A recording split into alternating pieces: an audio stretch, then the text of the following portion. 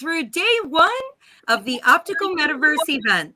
So, the Optical Metaverse is something that was inspired by so many great leaders in this industry. I'm very fortunate to get to know some of these great individuals like Barry Santini and Ryan Markey. And we're just going to let them talk shop and take us on a journey through the ages and the different eras of the industry and perspectives. And, Ryan and Barry, thank you for joining us today. This is a real treat to see you two kind of hash it up. It's we've been sitting here backstage for a little while and having a little fun going through the history as we know it. It's been kind of fun and entertaining. We've been laughing. Hopefully we'll at least provide a little bit of entertainment based on the history of an industry that both Barry and I are passionate about and care about. And for me, it's in my DNA, and for Barry, it's in his bones. Well, and this is a geek out moment for anybody who loves the optical industry. And it's a great opportunity for anyone who's new to the industry to kind of see the perspectives of two individuals that have really seen it all. They've had direct access to a lot of the pivotal moments in history. Dr. Jacobin, thank you for joining us today. It's always great to hear, your insights as well. You've been in the industry a while now, but you've had such a fast track just from sharing perspectives with people like Barry and Ryan. Oh, yeah, absolutely. No, I've only been in the industry for about 3 years or so. I graduated in 2020, but it feels I've been here a lot longer because I've talked to Barry and I've talked to Ryan, and I kind of now know the history of the industry that I'm stepping into, even knew the history as I was, licensing to become a doctor or an eye doctor. So it's been pretty cool. Well, and it's a great industry. Go ahead, I'm listening. It's fun. So Barry, you're muted, so we can never get any. We need your feedback. Your goodness. I'm sorry, I unmuted myself. Thank you, sir. So Arita and I are going to drop off and let you guys take it away. Okay. So I guess take it away, Ryan. Yay! Anybody who knows me knows I love to talk. So here we go. Yes. And you have a radio voice. Well, thank you. I try to at least be as interesting as I can be. I actually did radio in the 80s for about a year. Anyway, those of you who don't know who I am, I have been in the optical industry my entire life. My grandfather, who started back in World War II, is the one who trained me and got me, I guess, kind of addicted. And then my father, after him, owned a large chain of stores. I think when we sold, we were up to 670 stores. Whoa! Yeah, right. As a kid back then, it didn't seem like it was a big deal. I mean, at my bar mitzvah, I was looking at bar mitzvah pictures last night, and there's a picture of 3 different frame manufacturers, guys who own these frame companies that were at my bar mitzvah, joking around and having fun. I mean, those were Uncle so and so. I tried to get out of the business a couple of times, and I would go to a trade show and close for the new industry and close my eyes, and all the personalities were the same. And so my perspective was, if you find something you love, you stick with it. And so I did. I always came back. But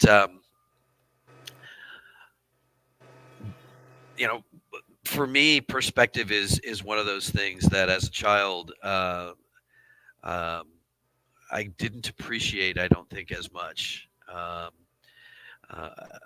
My grandfather, I was just telling Barry this story. My grandfather was at the front lines during World War II with his nurses in the back of a personnel carrier, and he would teach them every time they would do their tour. They'd give him new nurses. He would teach them how to make glasses in a hand pan. Of course, this was all glass. They made them in a bowl. And he would teach them, and they'd make the glasses from beginning to end. And he said to himself, hey, you know what? Henry Ford can do an assembly line. I'm going to do an assembly line as well. And he was one of the first people to actually to actually do assembly line manufacturing for eyewear, and he started there. But then he went and opened his own laboratory with some guys, um, and he made the same thing happen there. And he got to a point where um, he was uh, wanting to kind of get away from the hand pan, and he went and found himself a guy who would make him a generator, and the guy made two generators. They were the first two generators, and this guy takes one and sticks it in the back of his convertible Cadillac and goes and sells it while my grandfather's using it in his lab. And he was an innovator. Um, this was pre me. This is a retelling of a story. Yeah. But oh, thank you. And then, but what I learned as a child was that innovation is something that you do through necessity. And you know, further on down the line, when plastic lenses came out, same guy, grandfather, sat on the floor of the lab with crock pots around and Rit dye or some kind of dye, and he started trying to tint lenses to see what would happen. And the problem is the tint would leach off, and so people got it on their face. We had to replace all those. We found a guy to make us tint that wouldn't. But again, another innovator. And I think by that time I was in my teens. And so my perspective was a little different. It was a little more, I guess, at that time for me, I was a little more selfish. I was just happy I got to sell tinted lenses instead of just four colors. What was it, Barry? Green, brown, gray, and rose? Was that all there was in glass? Yeah. Yeah. But I guess we were talking earlier about insurance companies. One of my friends who worked in my dad's place with me as well, he went to school and became an OD, a very successful OD right now, which is nice. But he was all private pay. Everything was private pay. And the insurance companies came in and said, hey, look, you got 30% of your day empty. Let us fill it. And he asked me, I said, well, they'll end up taking 70%. You'll only have 30% private pay. No, I'm going to do it. I'll fill my 30%. Well, that's what happened. And what I see in the industry is that, and I'm going fast forward a lot to make up time, but also to give Barry and I a chance to chat some more. It's very good. What we found was, or what I seem to see is the industry. I think Barry, we had talked about the perfect eye exam is 2020. What was it? Not 2020, but 20 happy? 20 happy. Thank you. Yes. 20 happy. And to me, I think it became it's becoming 20 good enough. Only in that there are a lot of practices out there that I've worked with over the years that we're trying to process as many as they can. Pardon me. I meant to grab this, not shove it into my mouth as I cough, so I apologize. I guess, keep me on track, Barry, because I'm jumping around, and I don't really want to do that too much. But I guess one of the pieces, one of the stories is now what ends up happening when a lot of people will go into a practice and make an appointment. The first question the appointment setter asks is, what insurance do they take? Exactly. And when a patient walks in, they go, I only want what my insurance covers. And that's a today perspective. But if I go back and I dial it back to the 70s, my perspective is very similar, except it wasn't insurance. It was, we didn't have any brands. We didn't have any style. We didn't have any fashion. And so the frame manufacturers and the larger concerns found someone to go to Europe and get those brands to license their names to these manufacturers. And suddenly, brand loyalty and designer loyalty made it to where we would sell the same person 2, 3, 4 pair. They'd start building a wardrobe. There's a lot of money and effort put into creating uh, eyewear as fashion, as the ability for us to sell multiple pairs, not just lifestyle selling. Oh God, that's awful. Right, not just that, but oh, you're saying it's awful to sell multiple pairs? No, it's awful to think everything originates with the utility of vision as the central jump-off point. It's not. People, I think we were having this conversation a second ago. People just want to see. The reason it's 2.5 years as an average before you go get an eye exam is because people don't think about going to the doctor until they need to, till they can't see. And sometimes that can be a 30 or 40-year period if they think they see well enough. Depending on what they do for fun.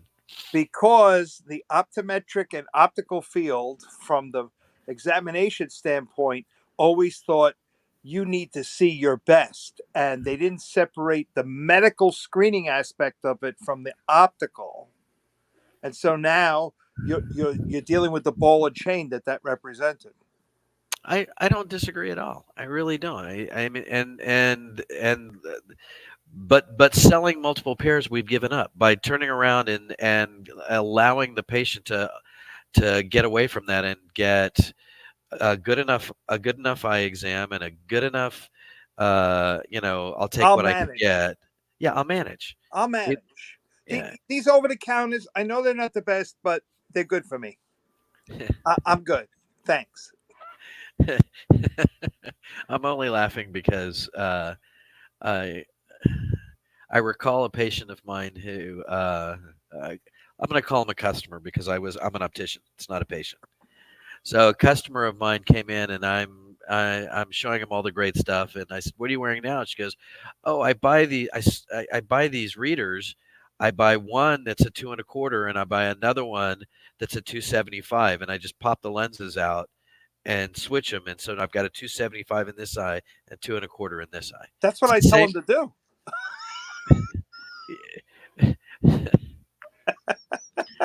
Yeah, let me put on a pair of acrylic glasses that the frame itself sold by the gross. Anyway, okay. So it's easy to turn the utility of it into a commodity. It's much less so to turn the want of it into a commodity. And like you were saying, people wanted glasses. That's what we have to go back to. Everything you do should be about making a trustful relationship where people want to do business with you and want to transact. But I think the only way we're going to get there is, and the reason I think we both like this platform is I think that we're going to have to be innovative, and we're going to have to be where the customer is when they want to shop. I mean, Zenny and Warby Parker and those kind of places. I think the reason they sell the quantity they do, I'm not going to make an interpretation as to whether they're successful or not. Zenny is. Okay. But the reason I think they're so successful is they changed the way that people purchase. Yes. I think and they got themselves in front of where people wanted to purchase. And, all of that is changing, and it seems like the industry jumped on the insurance bandwagon, which is going to become a discount program, I believe, at some point, and away from fashion and away from, I mean, when I do sometimes do these kind of talks, one of the things I talk about is the fact that glasses are a prosthetic device. When you file with insurance, it's a prosthetic, right? Right. So I'm not seeing an orthopedist very quickly doing Gucci crutches or Versace casts or Right. whatever, right? We had a chance, and we have an advantage of being able to get back to that, but add those things that are important to people. What was important to people before is different. Earlier in one of the talks, they were talking about sustainability, and that is not just that may come across to some people as a catchphrase, but it's really just a feel good, and people Yes. want to feel good when they buy. Yes. So, jumping on the sustainability bandwagon and actually being sustainable and going to a platform like this to be able to look at, eyewear and know that you're getting something that's green. I mean, it's going to make you feel good. You're going to be home. You're going to be relaxed. You know, there's just so many opportunities to be able to make that happen. So I just, you know, again, that's a today perspective. My perspective as a child was very different in a different world, but I'm seeing the similarities of going back to a single pair of sales as the norm. I mean, I used to have 5 couture stores in Texas, and I won't say what country, but royalty walked in and picked 42 pair of glasses. I'm walking around with a velvet tray and picks 30 some odd pair and puts them over here and the rest over here. And so I'm thinking, okay, I made it like a 6 or 7 frame sale. And she goes, I'll take these 37. Like, okay. And I'm, spotting them and I'm measuring and doing all the stuff and not allowed to really talk very much. So I can't ask too many questions. So that whole, you know, uh, it was just all progressives and just doing this way. And, Right. okay. Um, you know, that's someone who understood fashion, that it's fashion. I I And they went and had the bought her. money to write the check too. Sure, but I bought her a Bates display, the big Bates display briefcase, two deal, and that's how I delivered her eyewear, and so that she could take them on trips, and she could, those are the kinds of things we need to think about. People want to be able to do that. I mean, pre-guessing. My father was not originally in the optical business. He originally was a home builder. And he was finishing up the final touches on a house he had just finished, and he was getting ready to walk out, and this guy walks up, smelled awful, dirty, cut up jeans, looked awful, could have, didn't look like he had two nickels to rub together. And he goes, can I see your house? My father always believed that you don't judge a book by its cover. Walks the guy in, shows him around. The guy basically writes him a check and says, all right, I'll see you at closing. It's like, what? Um, it's the same thing with anybody who walks into a practice, not predetermining who they are. The Yes. reason I bring this up is you say as long as they have money. Well, I was in a practice in South Texas that was a Medicaid, mainly Medicaid store. And this optician had that attitude. If they want to buy it, they can. He's selling them Cazals. He's selling them, I think he's $2,700 sale. The guy walks out. He's got a smile. He gets in his Lincoln and he leaves. And the doctor's upset. The doctor says, "Why did you sell him that? He's on Medicaid." Well, he paid cash. Right. Well, don't prejudge what is important to people. If That's right. a designer brand is that important to someone and they're willing to spend the money, where they spend their money is really, as an optician, none of your business. What is your business is making sure that you are available and in place and ready to sell and ready to give them and educate them in the right place, that you're there. So if they want to be online, make sure you're the best online company and make sure that you're a level above. I mean, we were talking about Zinnia and Warby Parker before. They're great. It's wonderful because they're meeting a need. But someone like you, Barry, and me, who are used to educating and giving the people the why and telling them why they should do stuff. We need the tools and the ability to provide more. Well, I mean, that's what I look at this platform as. That's what I look at all this new stuff that I is being agree. discussed. Yeah. Go back over the point you made in our pre-show talk where the industry has lost their drive for innovation. Well, I had talked about my grandfather doing the generator and the finding and polishing unit, the cylinder machine. My father, when we were doing the tinting, people would sit there and they would do gradient tint like this. And he says, no, it's just deep, shallow, deep, shallow. So he came up with a butterfly cam that would go deep, shallow, deep, shallow. Anyway, and he would do it. People used to follow innovation. They would make it part of their practice or um, part of their business process. And nowadays, with the good enough attitude that I see isn't everywhere, thank goodness, but happens. I think what's happening is that people are saying, "Well, this is good enough. I'm making enough money doing what I'm doing. I'm okay. I don't have to change." They're going to, over time, be like glass lenses. I think They're it's going one. to sunset out. Yeah, it's gonna be 1% of the business eventually, not too long. At the rate of speed that things are changing, it's gonna be soon. It's gonna be in my lifetime, and I'm older, so that's not very long.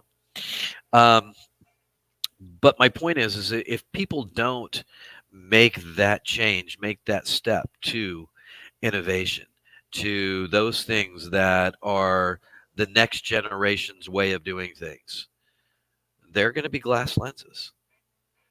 They're going to be they're are they going to be able to sell? Yes. Will they maybe be able to eke out a living? Maybe. Yeah, kind of. But it's going to be harder to find that customer. Mm. Selling and rushing to a shrinking customer base is insane. Because you're rushing to have to work harder. Mm. Rushing towards a growing base means that you can set a really good strong base, a really good way of going out and reaching people. But if you um, but you won't have to work as hard as you go because all of your hard work will become more. And innovation is just, I think my perspective as a child was that that's just the way you do it. And now as an adult, um, I see people who are out there who are being innovative and are making things better and easier and um, innovative lenses. We were talking about this. There's a company out. Oh, anyway, let me finish that point. If you follow that, then your life is going to end up being easier. One of the innovations that I wanted to mention because we had talked about it earlier is there's a company who's taking VR goggles and they're putting them on, and there's a video that they show, and you can track something in the video, and they're actually using the data they're getting from the way your eyes move and what's going on. They're using that data to make a custom pair of progressives for you. So instead of, I think we were talking about, people are striving for perfection instead of optimizing use. Well, this is optimizing use. It's a test for that, and they're not rushing to map the lens in your eyes so that I can make a lens that will correct too precisely so that when my glasses go out of adjustment, they don't work. Mm. So it's not about precision. It's about use. It's about not good enough, but just solving the niche. I mean, one of the things we talked about earlier was also uh, the fact that people don't come to the doctor until they have a need. They don't go Right. get their eyes checked till they have a need. Well, that's true, but then good enough is not addressing the need.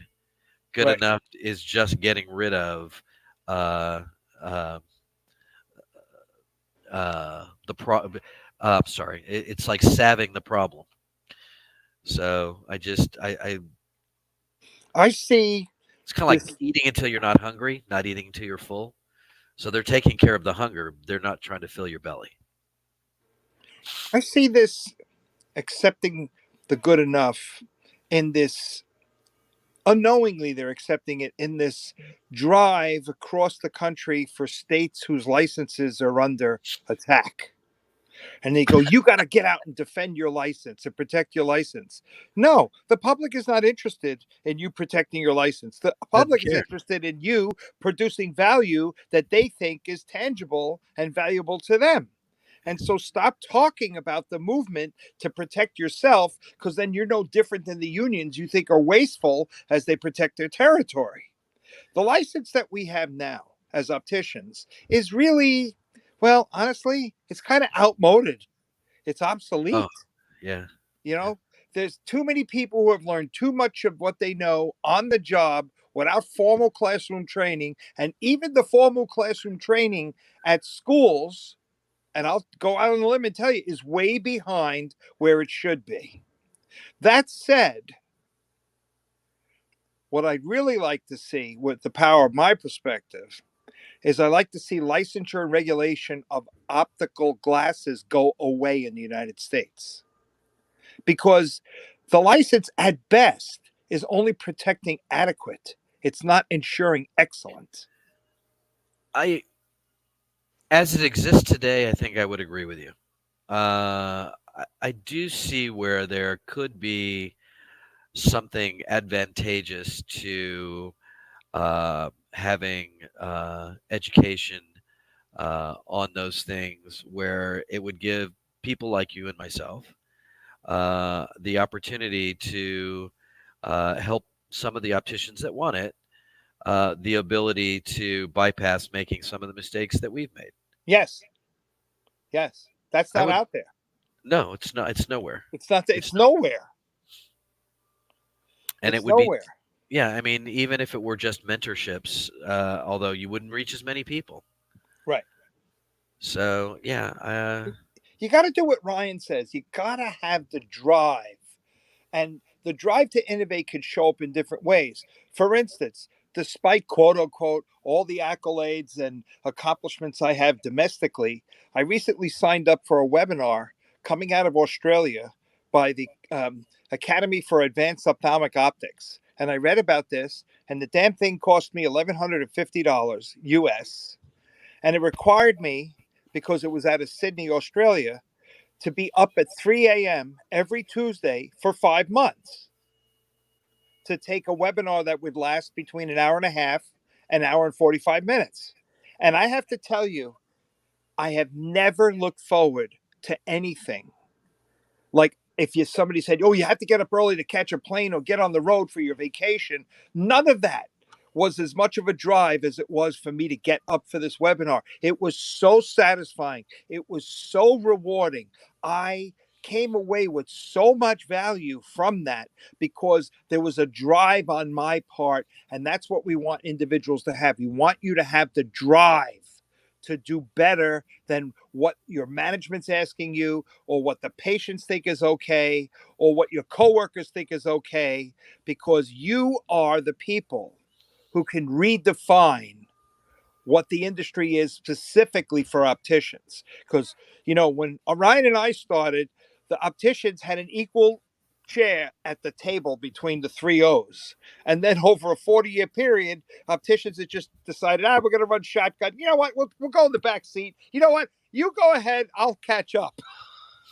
And so they're very happy with wage levels that are ridiculous, in part being driven by the discounts that insurance plans mandate on a practice.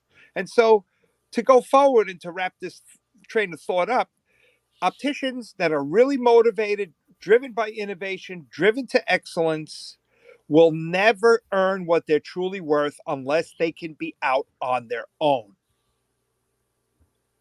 And as long as the industry decides that needs to be regulated, that's truncating your opportunity. And that's why I want that to be gone.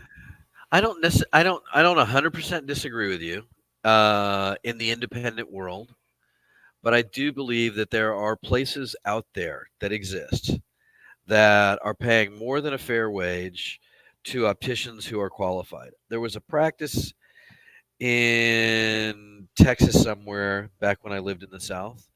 Not that anybody calls that the South, but anyway, that used to pay a very high commission structure to opticians.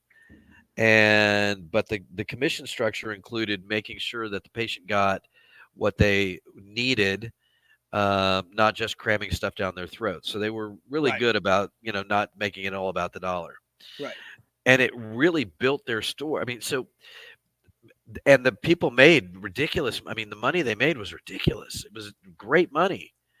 I think that in business, you could actually, if you wanted to multiply this whole thing, you could actually do that by um, taking care, focusing on the patient, but paying a fair wage to the person that's face to face with the patient. Well, especially since the people that are face to face with the patient in the eyewear section of the business are the ones driving the practice's major profit. So I think they should share in it. Well, I and that think the was doctors take too much money for I mean, no this doctor, added value. but this doctor actually still made the same. He just Uh-huh. shared more of the other um, because he was making more. Hmm. I mean, the business model's not really tough. I mean, call it an Amazon business model. They'll take a smaller piece and do more, and they'll end up making more in the long run because they've grown that much. Hmm. Invest in your growth, but it's not necessarily from, putting a billboard out, and hoping that you catch people as they drive, or Right. it's, was talking the other day about most companies will sit there with a big net hoping that they'll catch someone. They don't do targeted marketing in any way. Right. They think they do because the billboard happens to be on the highway that's on the way to where they are 2 exits away. That's no different than standing out there with a butterfly net hoping you're going to catch someone. I would agree with that. That's a very good way of looking at it. And I mean, back in the day, the best way to advertise for us was these mail coupons. And people would open them up and they'd get excited. It was a gift. It was new. It was innovative. When the innovative buzz disappeared from that, now people get these things and they go, whatever. They throw them Throw away. them out. Yeah. Yeah, they don't even open them anymore. Right. Some people do for fun to see if their nephew's painting company is in there or something. But my point is most of that goes in the trash. That's not where people are looking for information. So but I still think that a well-run business with the same focus, I think Bruce in the notes says, make it patient-centric, make it easy, make it effective and simple to understand. Yes, make it patient-centric. Make sure that you take care of the people who are providing things for you, and like the optician, and you're going to grow at a rate that is going to be fantastic. Make sure you are where the customer wants you to be. I mean,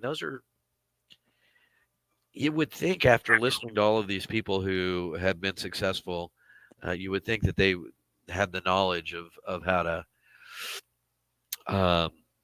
do it, and if we would listen to them and not get stuck in our own business's Echo chamber. interpretation. Yeah.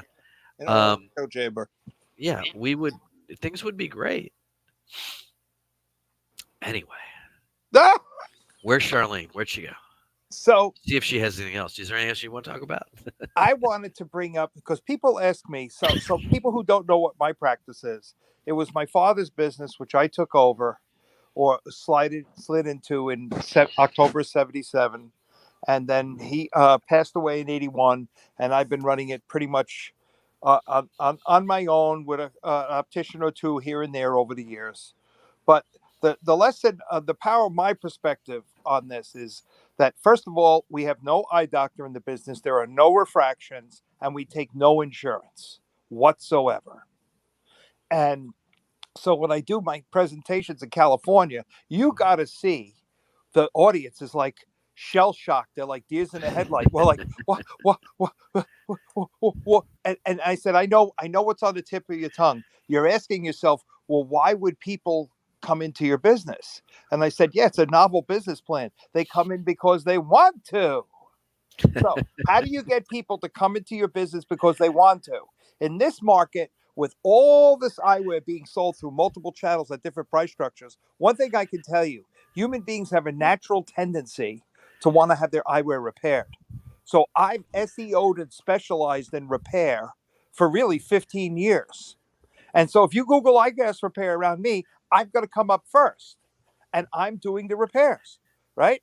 And you get clients. That's how I get my new clients. I do the repairs. I often don't charge them, or I decide that I'm going to waive the fee. And you'd be surprised in office after office, they're going to, and oh, no, we can't repair those. They can't be repaired. Oh, I'm sorry. And after 3 offices of that, they're very frustrated. And then they just want these glasses repaired. They don't want a whole new pair right now. They want them repaired. And so the schools, by leaving out what we used to be taught about repair, are doing a great disservice to opticians. But it goes back to what you said before. There are no schools for that. Right. That's It's a the school of problem. hard knocks. But It's all about technical stuff. You know what? Technical schmectical, that's going to be taken over by technology. You don't, listen to me. You don't need to really know anything technical. If Ryan and I could teach you how to troubleshoot a complaint with a pair of glasses, that's all you really need. Because if they're happy, well, guess what? We're happy.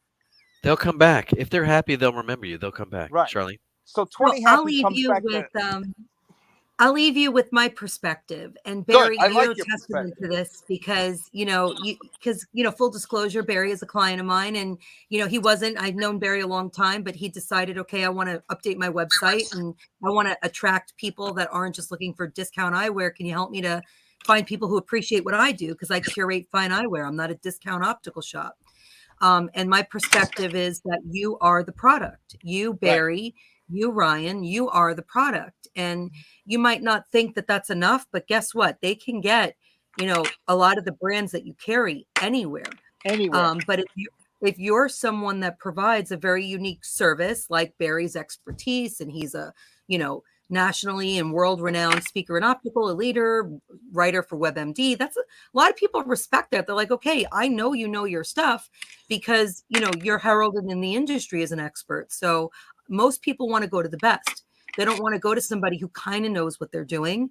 If I'm an expert in what I do, and I'm like the authority in what I do, then I want everybody in my supply chain for my own personal use to be the expert at what they do, because I know what it takes to, really apply yourself and really educate yourself. And I want to meet people that have made that same investment in themselves, because it's just my way of defining who I want in my circle.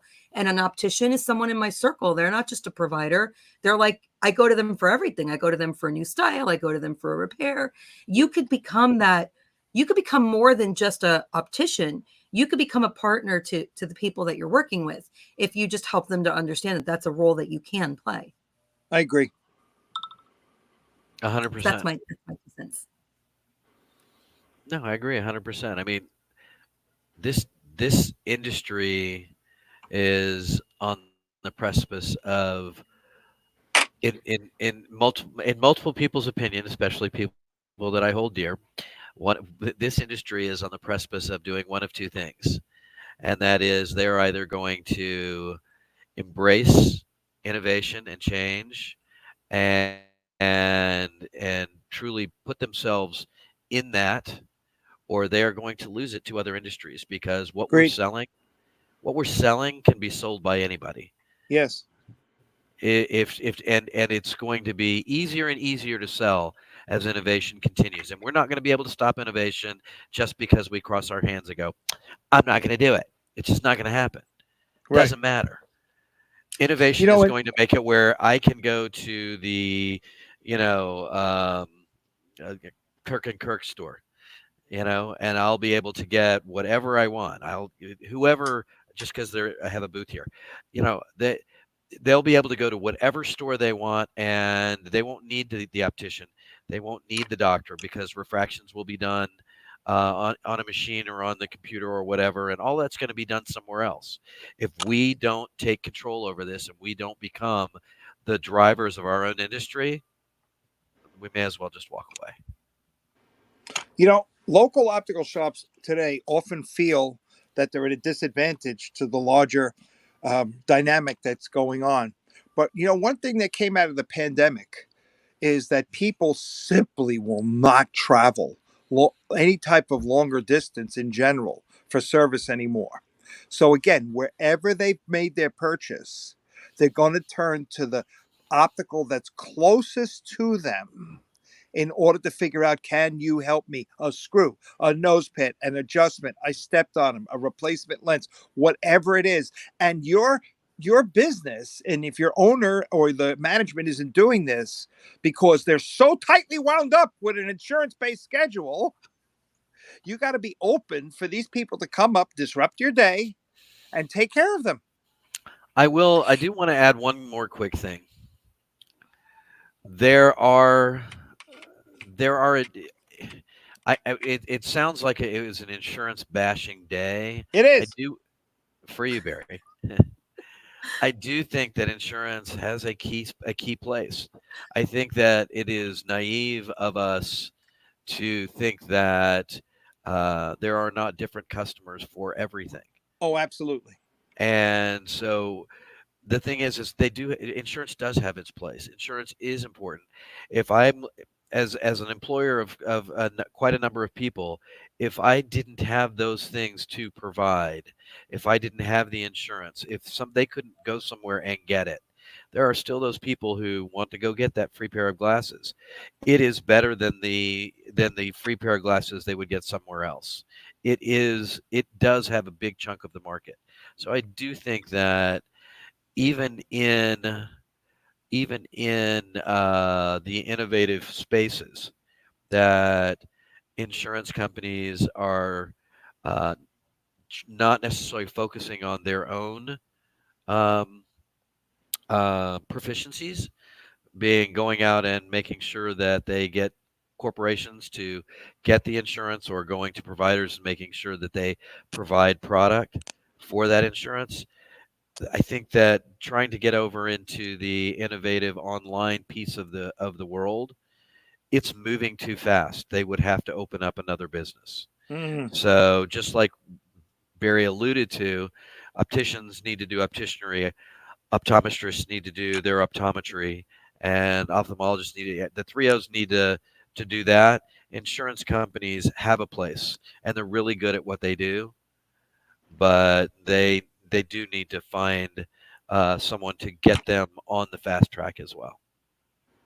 Well, I want to give Dr. Irina Jakobin the last word. And one of the things I respect about her the most is, you know, I never really got to see the front lines of this industry through the eyes of an optometrist. I have talked to optometrists my whole career, but they were business owners already. And usually you speak to the staff in a lot of the roles I was in. You don't really get to speak directly with the optometrist and get an understanding of their perspective. And one of the things I really respect about you, Irina, is Dr.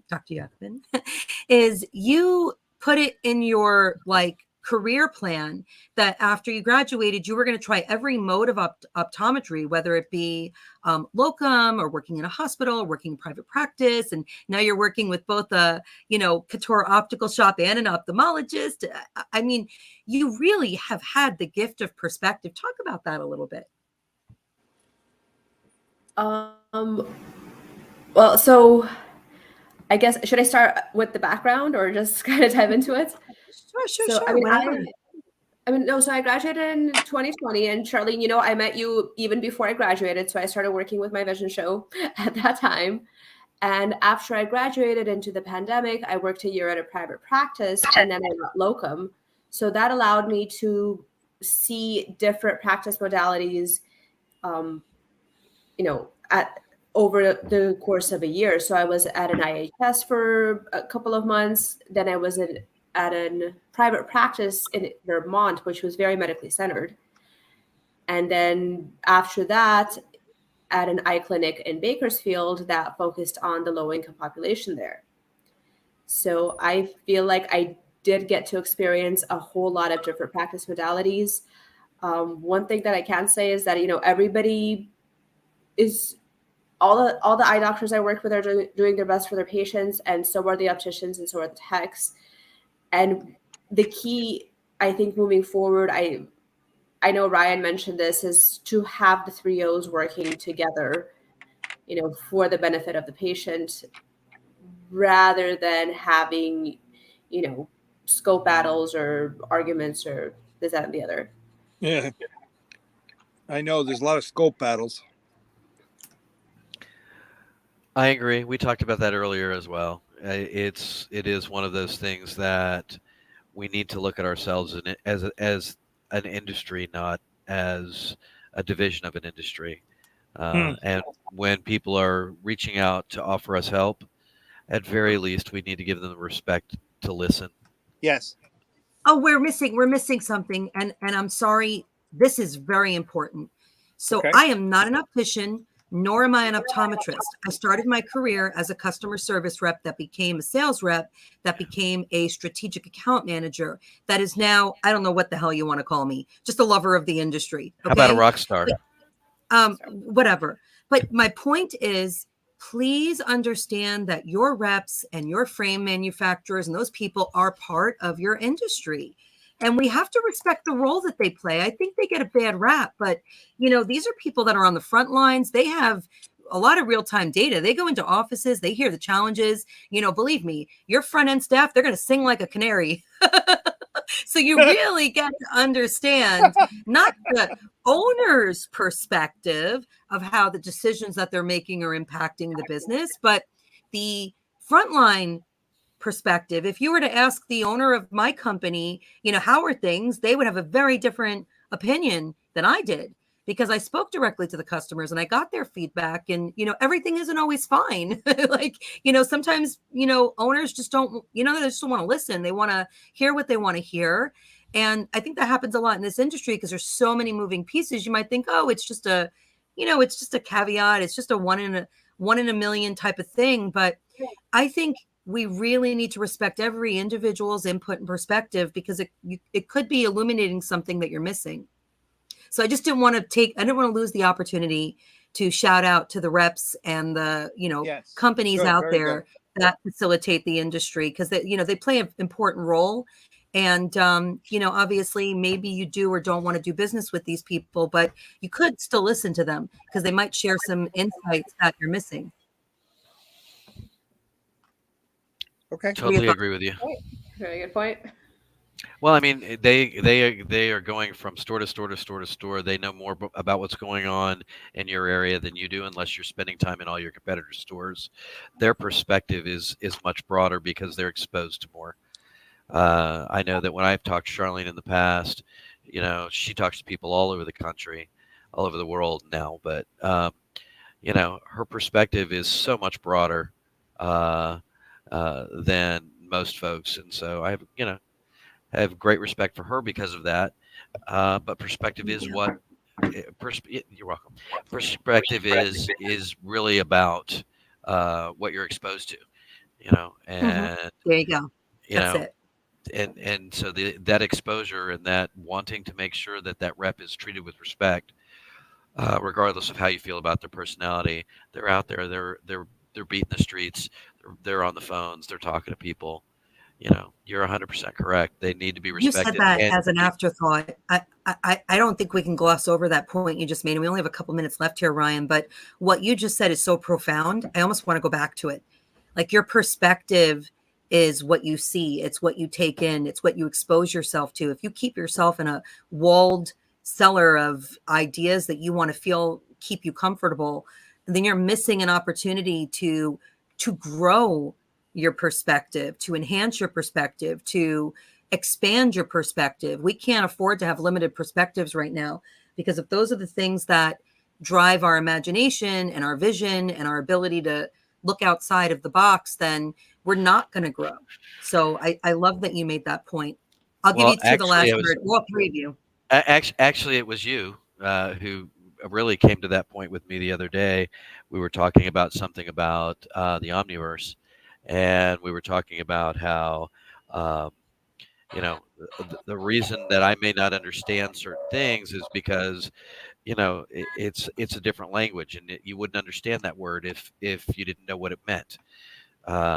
Tree may mean bird to someone else, but if we can all get on that same deal and we can all understand the word tree means tree, and we can work together, and the person who knows what a bird is, listen to them and let them explain it to you, suddenly we have a whole different view of the world.